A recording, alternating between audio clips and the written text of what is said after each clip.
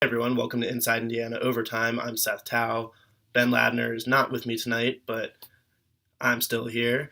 I'm here to give some analysis on Indiana's 85 to 57 loss to Michigan State, and really it was decided in the first half. I mean, Indiana hung in for the first few minutes of the game, but then Michigan State went on the 18-0 run that really put the nail in the coffin. As early as that was, it really Indiana wasn't able to come back from that, despite what was a strong performance from Robert Johnson tonight. He put up 21 points and a really efficient effort, and he was really the only reason at a lot of points that Indiana was even within somewhat striking distance. I mean, the only reason that it wasn't a massive blowout much earlier than it became a massive blowout. I mean, Indiana did keep pace in the second half, only outscored by 9 points in the second half, but it was the first half deficit that really made this the blowout that it was. Johnson did play very well tonight, though. That could get buried by the deficit that Indiana lost by, and just the way Michigan State dominated Indiana. But Johnson, I mean, he's 21 points on a 7 of 13 shooting line and led the team in rebounding with 7 boards. I mean, it's hard to ask for much more from Robert Johnson in a game. Obviously, he's not the reason that they lost tonight. And the main reason I think that they lost tonight is just Michigan State's a much bigger and I mean they are obviously a much more talented team, but they're a much bigger team than Indiana. I mean, the Hoosiers got absolutely dominated on the boards. Granted, yes, Deron Davis is missing, and Juwan Morgan. The other big story from tonight is that Juwan Morgan is injured. He missed a layup toward the end of the first half, and then was down on the ground holding his ankle, had to be helped off, didn't return in the second half. Archie Miller said after the game he's going to be reevaluated when he gets back to Bloomington. But, without those guys, Michigan State dominated on the glass. I mean, a 45 to 27 advantage in rebounding for Michigan State is a huge reason why the Spartans blew IU out in this game.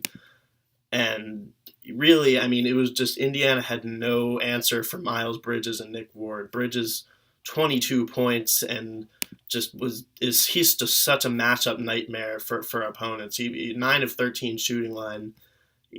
His length just makes it so hard to defend him, and Indiana really doesn't have a guy that matches up well with him. Maybe down the road, I mean, Miles Bridges is probably gone after this year, but down the road as he develops, a guy like Justin Smith could be a good matchup for Bridges, but right now, no.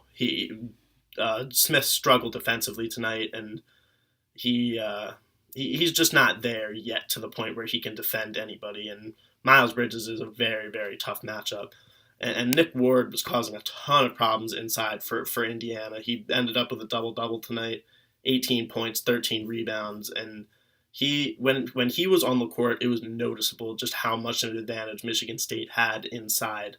I mean, he was just dominant tonight.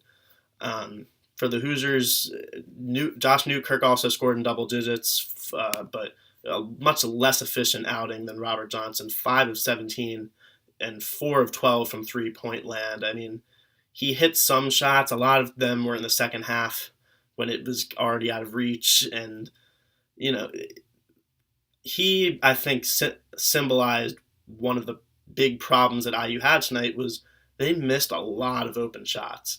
In the first half especially, I think the biggest problems were that, they were making poor passes. I mean, they only turned it over 9 times, but there were a lot of bad pass selection, bad passing and bad shot selection.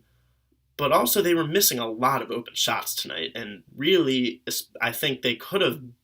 That wouldn't have been the difference in a win or a loss, but I think it would have, and it might have still even been a blowout, but hitting some of those open shots would have made the final score a little more respectable, I think. And they really did miss a lot of open looks tonight. And Newkirk especially, I think, missed a lot of open looks tonight. Just divulging through the stat sheet a little bit, Justin Smith finished with 9 points tonight. It's not a banner performance for Indiana tonight, and both teams had a long rest heading into this game, so they had a while to scout. But Michigan State, number 9 team in the country for a reason. That's about all the analysis I got, honestly. This was a very ugly game, and I'm not sure how many other ways I can say it. I mean, Indiana shot just 34% tonight, 50, and while Michigan State shot 54%. And I don't think Indiana's defense was really that bad. It's just little mistakes that you can make.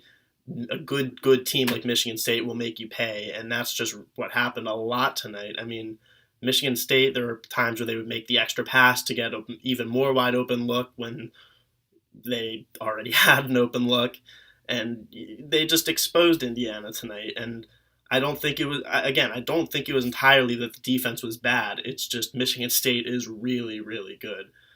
But that being said, Indiana gets the loss tonight down to 11-8 overall, 4-3 in the Big Ten. IU returns home on Monday to face Maryland at Assembly Hall. I will be there. Ben will be there back with me as well. So be sure to tune in and stay tuned for our coverage for that. But until then, I'm Seth Tao. Thank you for watching Inside Indiana Overtime, and enjoy the rest of your weekend.